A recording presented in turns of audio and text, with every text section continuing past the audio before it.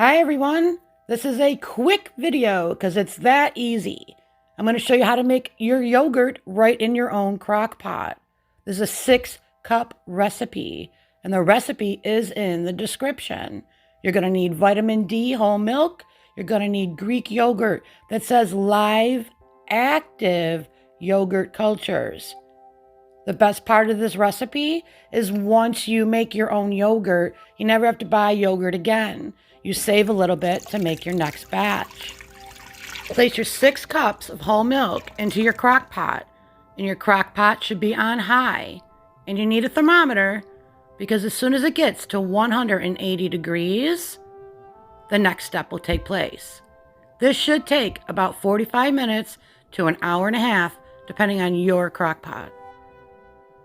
In the meantime, you can take out your yogurt from your refrigerator.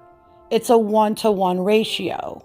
1 tablespoon of yogurt to 1 cup of milk. Let it get room temperature and walk away. Again, it is that easy. Once your milk has reached that 180 degrees, shut off your crock pot, take off the lid, and let it cool down to 110 degrees. Once your milk is cooled off to that 110 degrees, now you're going to take 1 cup of that milk and add it, in my case, 6 tablespoons of yogurt. I do like mine a little thicker, so I usually add an extra tablespoon. Mix them really well together and then add it to your crock pot. Mix well, cover it back up, wrap it up in some towels, don't turn it back on, and forget about it for 8 hours. After 8 hours, place the crock pot in your refrigerator. This allows your yogurt to set up and of course get chilled. I find it's easier to do this step while I'm sleeping, so when I wake up in the morning, I can place all the yogurt into its containers and make a smoothie with all the frozen fruit that we have in the freezer. We have a Smoothie Elite, but you can use any blender to break up that frozen fruit and mix up your yogurt and your milk.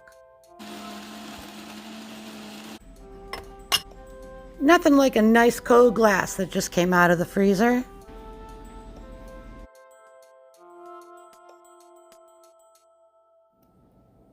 Whenever I decide to have a bowl of yogurt, I always grab one of our homemade jams or jellies to put on top, and maybe a little sprinkle of grape nuts for some crunch.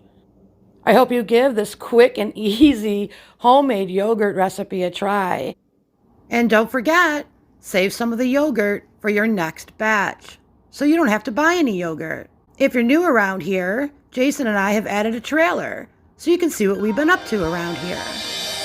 Thank you so much for stopping by.